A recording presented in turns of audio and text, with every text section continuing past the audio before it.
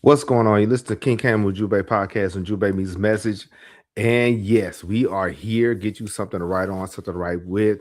Sit back, relax. We're going to have a good time.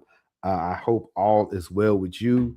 And we're going to talk about modernization versus westernization. Yeah. Yeah. We're going to talk about modernization versus westernization, what Ethiopia got right. See, there's been a lot of chatter the last couple of weeks since I made the other videos concerning Ethiopia in the late 19th, early 20th century. There's been people that's been talking about Russia, if Russia wasn't involved, if Germany wasn't involved. According to the books I have read, according to some of the books I have read, Russia or nor Germany was active that far south. You understand? So let's miss me on that. But yeah, welcome back to King Cam UJUMBE Podcast, and we're gonna have this discussion. This is part of a mini series here, the birth of modern Ethiopia. The mini series Menelik, Iyasu, Zuditu, and Haile Selassie. Yeah, it's going to be a lot. It's going to be a lot, but we're going to thank. You got to thank some of the fam, some of the alumni. We're going to break it into three parts. We're going to break it into three parts. So today we're going to deal with, say, part one, modernization versus westernization, right? So we're going to step into one of the most dramatic, complex, and transformative eras in Ethiopian history. We're dealing with chapter 10. Chapter 10. We're almost done. Richard Pankhurst's work, The Ethiopians, A History.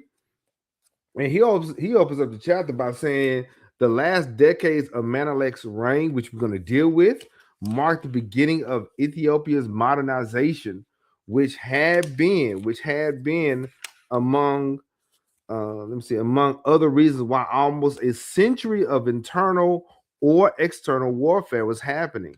An unprecedented period of peace after the Battle of Adwa, the opening up of foreign contacts in the aftermath of the Italian defeat. Yes, the Italians were defeated by the Ethiopians. All right.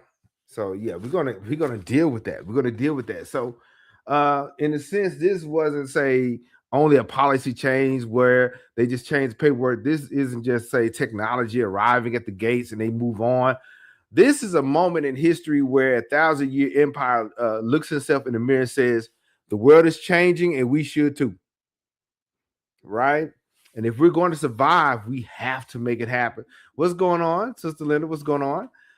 She's greeting everybody as they come in. Shout out to the fam. Give my love and regards to Baba Yakya out there in Morocco. Shout out to one of our grand elders here, Baba Yakya. So shout out to the family. Shout out to Sister Linda. What's going on? Yeah, greetings everybody. But yeah, the world is changing. This is at the dawn of the 20th century. And what makes this era kind of different and more profound is that Ethiopia had just done the impossible. It defeated Italy at Adwa in 1896. So while the rest of Africa was being carved up by the Berlin Conference, by the Ethiopian powers, by European powers, yeah, colonialism was happening. Okay, but Ethiopia said no. What's going on, Grandmaster Taro? We got to bring the Rock With Me Nation back. We got to do that. I still got some questions. And hit the like button and greet everybody as you come in. But yes, we are back in full effect. So while the rest of Africa is being carved out by European powers, Ethiopia stood alone, sovereign, independent, and unconquered. Yeah, I said what I said. But victory brings new challenges. What we're going to do next? What is the next thing on the agenda? Because now Ethiopia has to answer the harder question. We know how to fight, we know how to throw hands, but can we build something? Yeah. We know how to defend ourselves. We have the military. We have the military might. But can we, at the dawn of a new era, build Ethiopia? Can we modernize without losing our soul? Can we embrace the future without betraying our past? Because I think we discussed this last week. One of the reasons why we as a people lose the battle is because we lose our culture. We forget who we are. right? So this is not just a warrior and emperor situation. This is Menelik. We're going to talk about Emperor Menelik II. He was an architect. He was a builder, grand master in a sense. You see what I'm saying? He was a man who understood something that most African rulers of his time did not. Okay, modernization is not imitation. You hear what I said? Modernization is not imitation. That's why we said modernization versus the Westernization. You do not have to look like the Western world to be modern or to be okay. Let me go and flip it. Okay, to be civilized. You understand? So, being modern, being at the dawn of this new century. We're going to journey through 4 rulers, not at one time, not at one time, 4 visions, 4 experiments, and what it means to be modern and African at the same time. We're going to talk about today, we're going to talk about Menelik II. In the coming weeks, we're going to talk about Lige Iyasu and Empress Zilditu, and then Haile Selassie. So by the end, we're going to understand that this wasn't, say, political history and a few battles, right? This was sacred architecture. This was Ethiopia being built from the ground up once again. So yeah, let's get to it. Here's some of the questions we're gonna answer today. Hopefully, how can society modernize its institutions and infrastructure without surrendering political, cultural, or spiritual sovereignty? Because believe it or not, ready or not, the Ethiopian Ethiopia as a nation was heavily Ethiopian Orthodox. And so we discussed quite a few times, and we may discuss a little bit later on how they push back against spiritual imperialism. Yeah. In what ways do infrastructure and institutions function as instruments of power rather than neutral developments, right? What tensions emerge when modernization benefits elite before the broader population, and how can these tensions threaten long-term stability? Last question, is sovereignty sustained more by individual leadership or by durable systems that can survive the leader's absence? And that's the thing. We got the information down, we got the knowledge down, but we as a people got to get to the point to where we start developing systems. So when leaders or prominent individuals step down or retire or whatever, will it still function? Will it still roll as it should? That's why we have in the ancient African age, we had dynasties where when one king or queen stepped down or transitioned from the scene, it continued. So we're gonna deal with that. We're gonna deal with that. So in our series, in this little mini series here, the birth of Ethiopia, birth of modern Ethiopia, the mini series. We're gonna deal with Menelik. We're gonna deal with Iyasu, Empress Zilditu, the rise of Haile Selassie, the legitimacy of Haile Selassie. And I've been hearing some talk. I've been hearing that Haile Selassie, as wonderful as he is, may not have been in direct line for rulership. Yeah. Because remember let's historically think. Remember the era of princes. Everybody who ascended the throne ascribed to the fact that they was part of the Solomonic dynasty. Right? But we'll talk about that. All right. The limits of modernization and seeds of future conflict and esoteric dimension. But today we're going to deal with Menelik and the architecture of sovereignty. So today we're going to deal with the architect of New Ethiopia. Unfortunately, he had to pass. He had to transition. Menelik's death and crisis of secession. There was a power vacuum, right? The legacy and the lesson. We're going to check roll. And I got a mini lesson for you. I do. I got a bonus mini lesson. Shout out to the UJUMBE alumni and everything. We got a bonus. Yeah, we got a bonus. All right, let's go. So this is our podcast, one thing about it, one thing for sure, King Cam UJUMBE Podcast, we are focused on the Nile Valley culture, Ethiopia, Kush, and Kemet. We do deal with Yoruba, we do deal with Congo and everything, but this is where we land. This is where we are, right? So today we're dealing with pillar number one. Pillar number one, Ethiopia, the source of sanctuary. Now, I'm in pillar number two. Kind of last year, we dealt with Kemet a lot. Last year, the blueprint of sacred civilization, like the queens of the South. We had a great time dealing with Queen Sobek Neferu of the 12th dynasty. So that was a lot of fun. And we got to once we're done with Ethiopia, we're going to move on to Kush and Nubia. This is going to be great, right? And so the corridor of continuity and pillar number four, the hidden code, spiritual science, symbols, and the esoteric legacy of Africa. So let's get to work. Let's get to it. So Menelik II, the architect of Ethiopia, he's the builder. He's the king. He, the one of the founders of Addis Ababa. His wife, Saitu, was the one that helped develop in Addis Ababa, right? Menelik is he was more than an emperor, I think, and especially in this chapter of Ethiopia, he was the builder, he was a strategist, a man who saw what was coming, saw what was happening, and get this, he prepared the nation for it. Okay, he begins with his capital. He begins with Addis Ababa, right? The heart of Ethiopia. See, in 1889, right, construction began on a new royal palace, solidifying the area as a political center of his expanding empire. By then, a lot of the wars are done. They're done with Italy. So now it's time to build. Remember, the question was, we know how to fight, but can we build? So one of his first ventures was to build a new capital at Addis Ababa on this site chosen by his wife, Saitu, in 1886.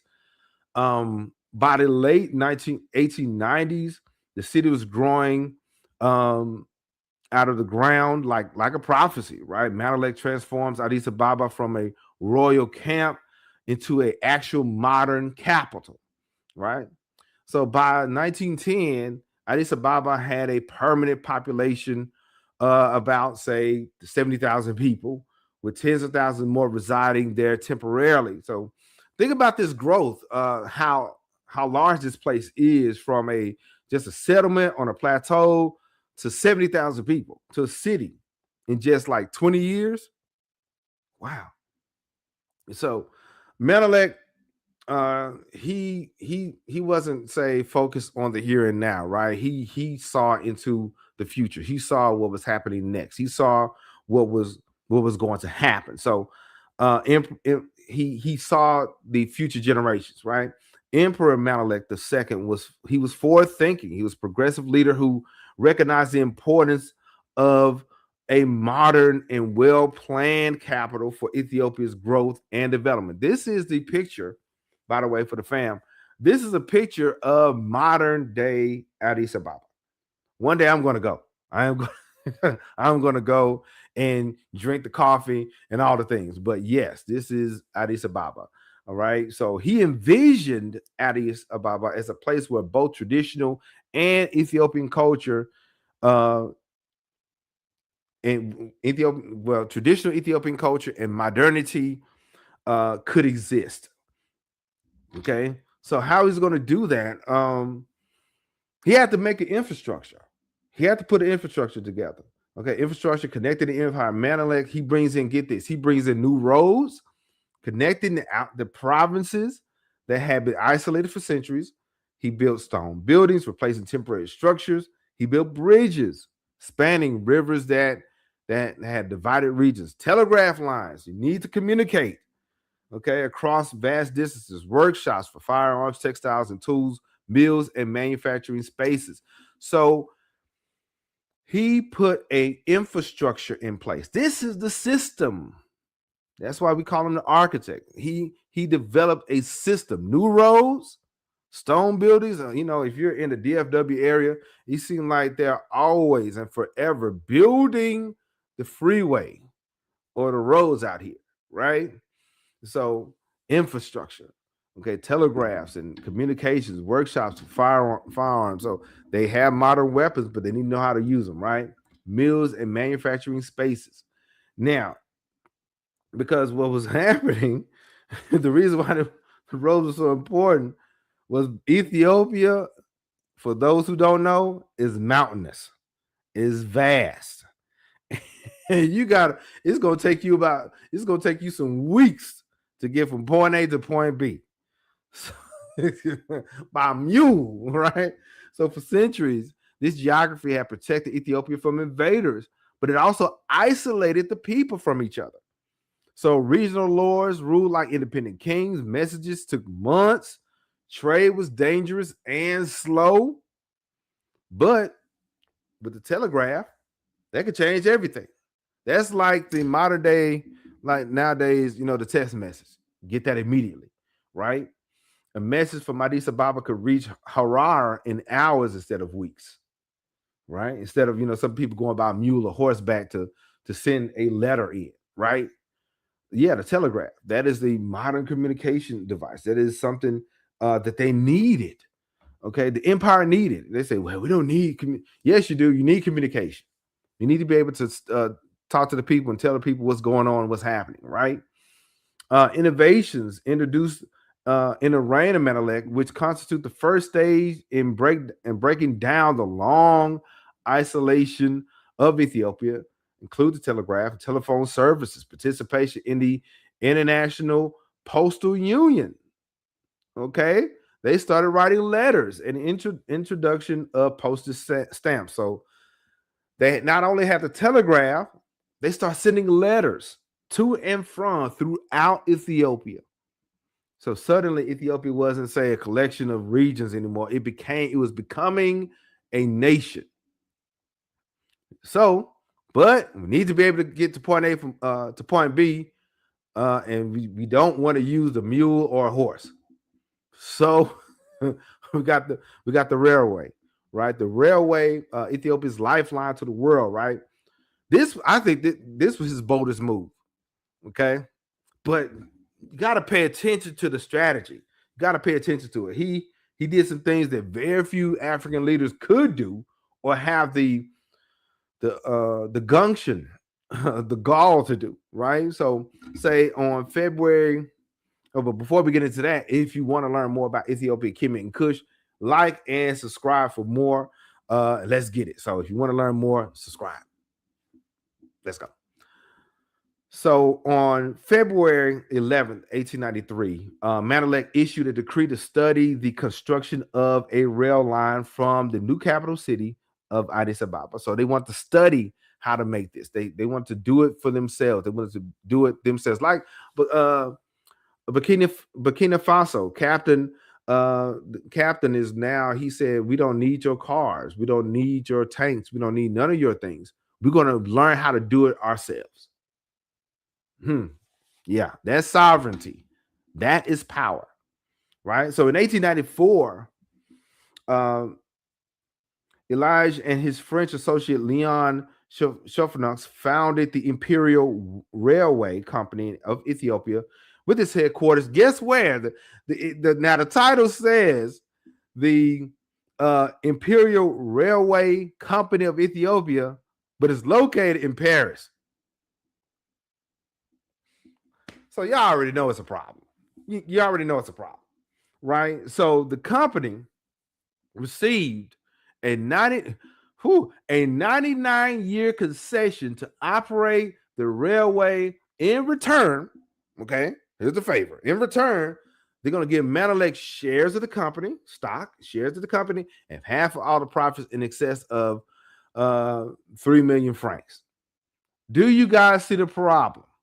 Like and comment below. Let me know if you see the problem already. Just type in problem, like and comment below. But yeah, 99-year concession. Basically, we are allowing you to use your trains in your country for us. Yeah, that's the problem. That's the issue. And so this is what Menelik did. This is what he did. Okay, just like his wife. Pay attention to the paperwork. Menelik, he stopped construction. He said, "No, y'all need to stop, bro. Y'all need to start working. He started construction beyond the area called Dawa, Dire, Dawa, when the French made claims of ownership over sections of the railway within Ethiopian borders in 1902. So, yeah, they was trying to claim ownership in parts of Ethiopia without being there. There was their way of indirectly colonizing Ethiopia. They realized that they couldn't just come in there and start a fight like Italy. They said, we just going to try to colonize y'all with this paperwork. Now, think about that. Think about that. The railway was Ethiopia's lifeline, connecting the landlocked empire to the sea, to the Red Sea, to the world. Without it, the economy would suffocate. We talked about the Red Sea battles and all those things. So the Red Sea was important. So he stopped the construction. But he realized when the French overstepped their bounds, when they tried to claim Ethiopian territory as their own under the banner of Ethiopia, now we're gonna stop this work. It was only when, say, France, Britain, and Italy reached a power sharing agreement in 1906 did Emperor Menelik II resume the project, all the while reaffirming Ethiopia's sovereignty over its territory and infrastructure. Yeah, you may partner with us, but you don't own us. Okay. Matter of fact, believe it or not, ready or not, you need us. That's the reason why you're offering so much money. But that's a 99-year concession.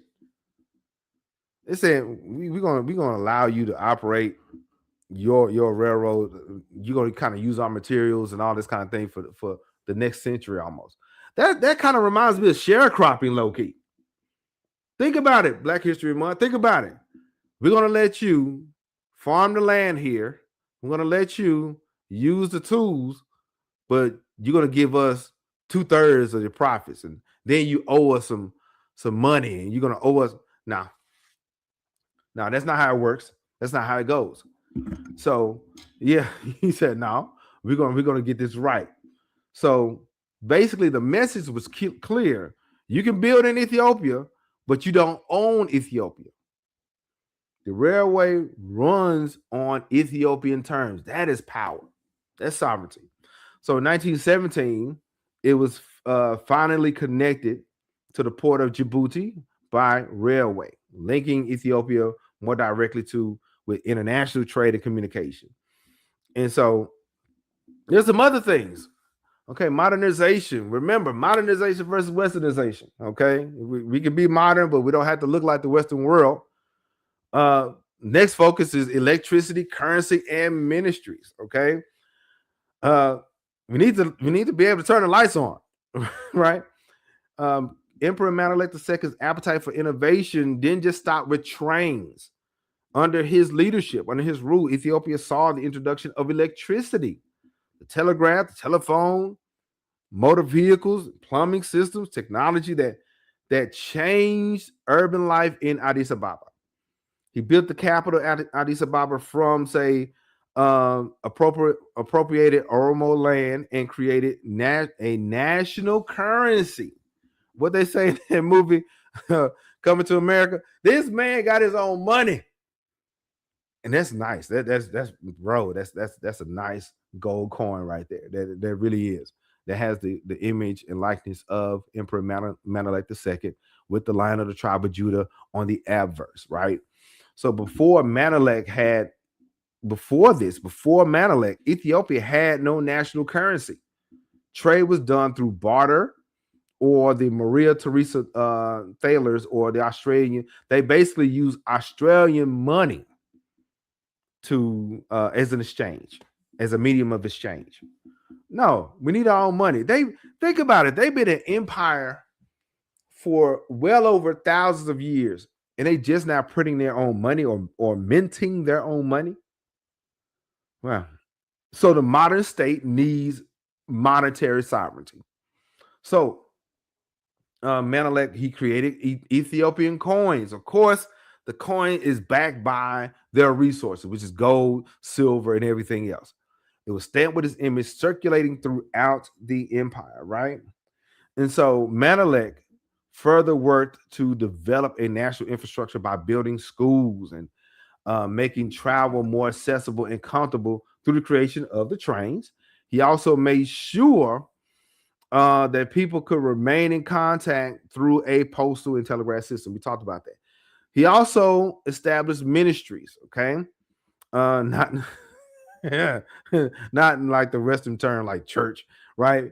Menelik's later activities as emperor included the creation of ministries, the initiation of modern education, and the construction of the telephone, right? So, for the first time, Ethiopia had a ministry of war, professionalizing the militaries, not just local militias anymore. We have a standing ministry of finance, managing national revenue, managing the money, accounting, and everything. Ministry of Interior, coordinating provinces, governors, and so on. Ministry of Foreign Affairs, engaging with Europe and America and Asia. Okay. Yeah. This communication, all these things began to unify Ethiopia as an empire, right? As a country. And because modernization always creates winners and losers, there's a new class that started to develop. There's a ripple effect. A new class emerges, right? So what happens? Artisans became professionalized or skilled workers, merchants, literate bureaucrats, political administrators. Ethiopia is shifting from, say, a feudal nobility or feudal society to a hybrid modern society on their own terms. They're still keeping the culture. They're still maintaining their culture, and they don't have to look like the West to do it. But here's the thing, though. The old order of, say, regional lords, the era of princes ruling by birth and military power is being challenged by a new order. Educated technocrats who know how to run telegraphs, railways, schools, and courts. This is a revolution by infrastructure. Okay. Let me see. The fam is in the chat. What's going on? All right. What's going on? It says Nugusa Ursarat. Okay. I think I pronounced correct. He said, person said, let me see if I can see it. It says, hello, King Cam from Ethiopia. Happy to see you and thanks to tell the history of our 13 months of sunshine country. Sorry for the poor English. Wow. Yeah, 13 months. Yeah. Oh, for the fam who don't understand, Ethiopia has 13 months and they celebrate New Year in September. Okay. Much love to the fam Ethiopia. Love you guys. I hope all is well with you. Yeah. What's going on with the fam in Ethiopia? Yeah. So I hope I'm doing right by telling what's the right things and doing our emperor and doing our leaders justice. So check it out. All right, sis. I think he's they're very happy about that. So let's go. Let's get it. All right. So, but of course, the sun has to set, right? As the country rises, the emperor he begins to fall. At the beginning of 1906 or 1907, our emperor he suffered a series of strokes, right? Paralytic strokes. 1909, Menelik suffered a stroke that left him a shell of his former self. We're talking about a warrior. We're talking about somebody who fought, who came from his hometown in Shiwa, and he fought the Battle of Adwa and many other battles, political or even militarily. Now he's a shell of his former self. And so by the early 20th century, Menelik his health deteriorates. The stroke he suffers changes everything. The palace that once moved with certainty, with stride, and suddenly becomes a quiet battlefield. People are whispering. Nobles are aligning themselves, getting ready for the next secession, for the next change. Clerics protecting their influence. European powers, you know how the vultures, how they get. They start circling, right? Provinces watching for signs of weakness. Remember, this man just developed a system and infrastructure, and towards the end of his life, things start to change. Everyone knows the question that they really can't say out loud. What happens? What's going to happen when the emperor is gone? Right? He wasn't perfect.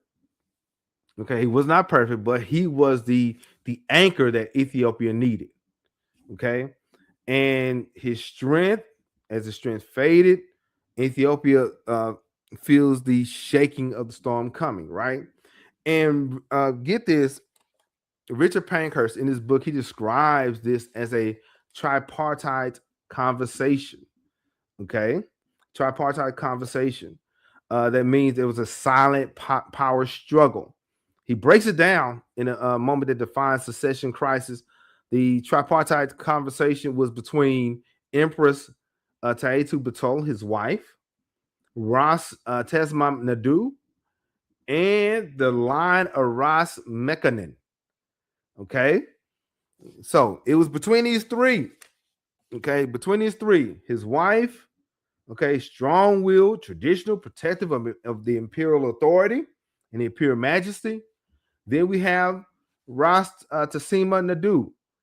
Okay, he was named regent, representing modernization, bureaucratic continuity. So he was in a sense, a politician, right? Then we have Ras, the line of Ras Mekanen. That represented the by Tafari's rising influence, the future of Haile Selassie is barely visible to some, but at this point, they're already a force to be reckoned with. They're already anchoring themselves, right? This three-part arrangement, it wasn't official. There was no decree or document. It's a silent political maneuvering, a balancing act, right? These factions according to the book, they didn't trust each other. Rightfully so. Okay, remember, they just about 50 or 60 years ago, they just got through dealing with the era of princes, right? So now we got to deal with this. Each represents, they didn't trust each other, and each represents a different vision for Ethiopia. Taitu, she wanted the old order, the Orthodox tradition, the Solomonic legitimacy, the Shiwan nobility. Tessima, he wanted a stable, gradual change, modernization without a whole lot of upheaval, without a whole lot of politicking and a lot of noise. Tafari's camp wants modern transformation, rapid. They wanted things done quickly. Okay, rapid reform, international engagement, centralization, and because no one could fully claim authority, while Menelik breathes, the power struggle was growing in the shadows, right? This is the power vacuum. This was the time of uncertainty that creates the perfect opening for Iyasu. This random person over here. While these people over here, arguing and fussing and everything, here come this guy. So, hey, he saw an opening. This young man, this was a new era and completely, he has a completely new vision for Ethiopia. Menelik's modernization opened the door for a new world, but his failing health couldn't open the door to political chaos. Okay. Unfortunately, the stricken emperor finally passed away in 1913. Menelik's burial was quiet, okay, and sudden. There was no announcements, no ceremonies, just a silent passing of one of the lions of Ethiopia, most favorably remembered as one of the great rulers of Ethiopia. This is where the story turns. Okay, this as the century turns, the story turns. Right, the empire steps into a new era. Okay, so far we talked about Menelik, the architect of New Ethiopia, his Menelik's passing, and now we're going to deal with the crisis of secession and the legacy of and the lesson. Roll call, and got a bonus mini lesson. Get ready. So his passing, Menelik's death, and the crisis of secession. You know it was going to happen. Okay. In 1913, he passes away. But before we get to it, got a question really quick. Really quick. I forgot about the question. Would you rather live in, I forgot the spell, Addis Ababa or Khartoum? Like and comment below. Would you rather live in Addis Ababa or Khartoum? Like and comment below. Okay. All right, let's get it. All right, now, so and immediately everybody felt the crisis. Everyone feared the thing that everybody feared became real, right? And then we have Iyasu. He rose and proclaimed himself as emperor. He's young, he's in his early 20s, energetic, charismatic, full of great ideas. Okay, but he's also reckless. That kind of goes hand in hand. Being young and reckless, it kind of goes together, right? Unpredictable and dangerously naive about the forces arrayed against him. Okay, this was still this, even though this is Ethiopia, everybody's supposed to be on the up and up. They still has some people in the shadows, some groups in the corner trying to change the norm or change the status quo. And so Iyasu believes he can move faster than the system. He believes he can reform Ethiopia without the church's approval. Yeah. That's a no-no. You gotta have the Ethiopian Orthodox Tawidu Church backing you. You can't just jump out there off the porch on your own. So he believes he can reform it without the church's approval. He believes he can build alliances with the Muslims out there without alienating Christians. He was wrong. But before we get into the story, let me pause here and reflect on what the great Menelik II accomplished, right? He did a lot of great things. Because Menelik's reign was from 1889 to 1913, his reign was transformative. Okay, his reign was transformative. He built Addis Ababa. He established ministries. He installed telegraph lines. He constructed a railway. He opened schools and hospitals. He professionalized the military. He did it all without being colonized, for the people in the back. Because a lot of people will say Russia and Germany had a hand in this. No, sir. No, sir. Okay, Menelik did it all without being colonized. Think about that. During his reign, almost all of Africa was being sectioned off and partitioned. The British took Egypt, Sudan, Kenya, and Uganda, Nigeria, and Ghana, and South Africa. The British took that whole slice, skipped Ethiopia. The French took Algeria, Morocco, Tunisia, Senegal, Mali, the Ivory Coast, Madagascar. Then the Germans turned around. They took Tanzania, Namibia, Cameroon. The Belgians took the Congo. Italians tried to take Ethiopia but failed. So only Ethiopia remained independent and sovereign. Okay. And that independence wasn't luck, it was strategy. So Menelik, he understood, right? He understood modernization was necessary, but you didn't have to be like the West to do it. Ethiopia couldn't survive in the 20th century with a medieval or middle age economy or feudal military. He also understood that modernization didn't require colonialization, right? You can borrow Ethiopian technology without surrendering to European. You can borrow European technology without surrendering to European control, right? You can hire, some advisors, some consultants, without letting them run your country. See what I'm saying?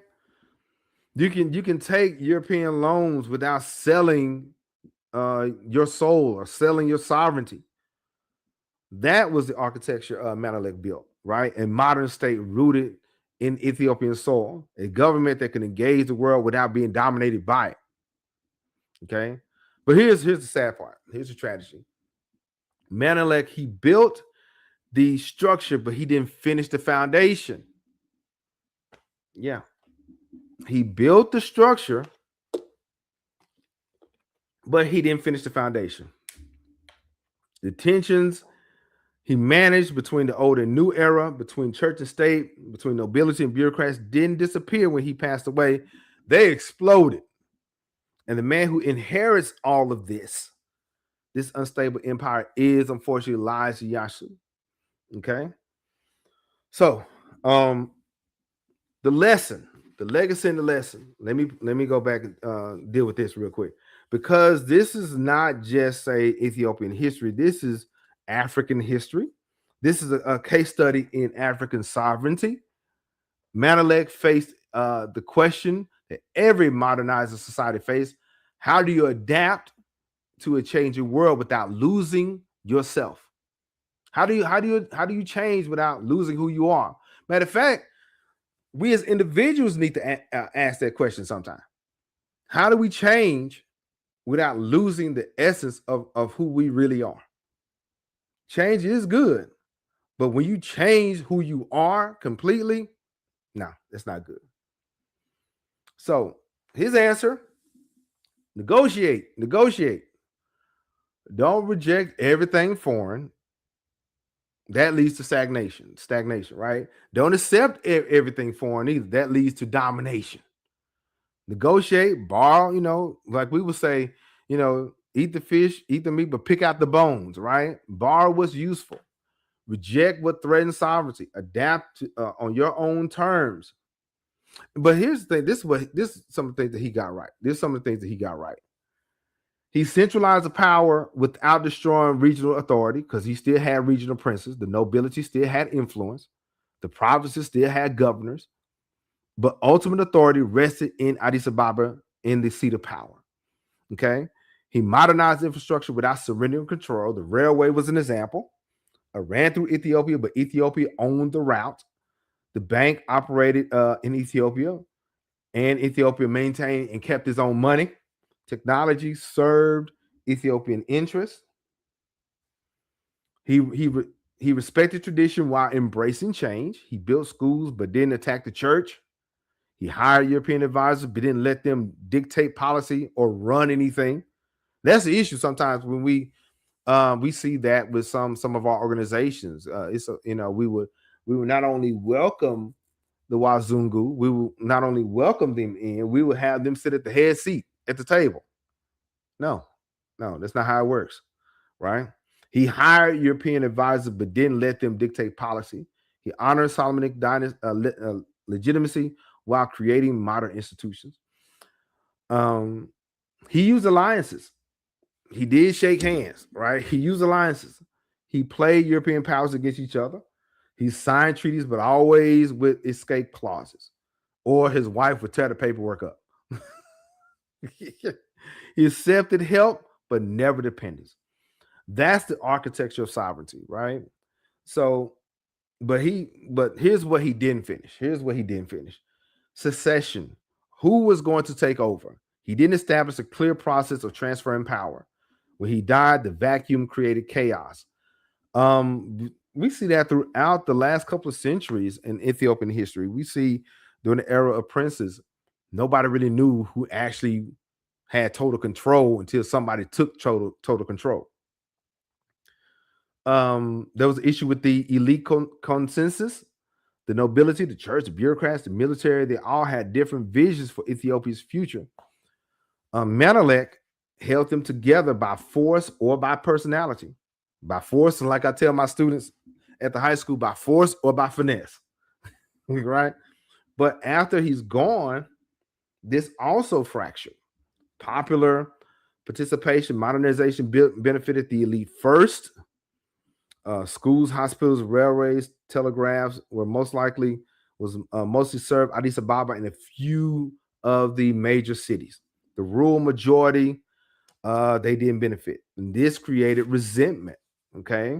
These unfinished pieces of the puzzle will haunt Ethiopia for decades, right? But despite these limitations, Menelik's legacy is enormous. Okay. And I'm glad that I've learned something about him. I knew about him.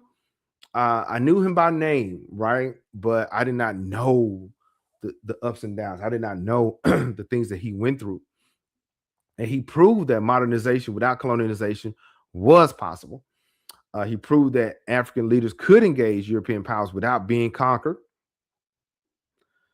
He proved that sovereignty was not just military strength. It was about infrastructure, institution, strategy, and vision. It was about a system, putting the system together, right? Ethiopia enters the modern world because Menelik built the architecture to support that that entry. And when you walk through Addis Ababa today, I'm going to visit. I am going to go there.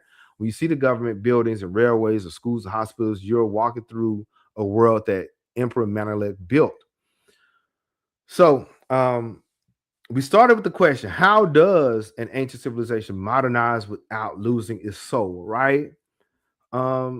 Very carefully, very gradually, strategically, and on your own terms. Okay, Ethiopia didn't rush into the modern era. She negotiated with it. She built railroads that served her interests. She established banks that protected her currency. She hired advisors who answered to her government. She signed treaties that preserved her sovereignty. And when foreign powers overstepped, she said no, even when it was costly, even when it was risky. Because sovereignty is not just about independence, saying that you are independent, but sovereignty is the ability to make your own choices and live with your own consequences. That's independence. To be right or be wrong. But I'm independent. I'm free, right? Menelik made choices, some brilliant, some flawed, but they were Ethiopia's choices. And that's all that matters, right? So this one I want you to think about. Think about this. Menelik did between 1889 and 1913. He built the foundation. He didn't finish it. He laid it. He laid the foundation. The walls would be tested. The roof would leak. The structure would be damaged, but the foundation held.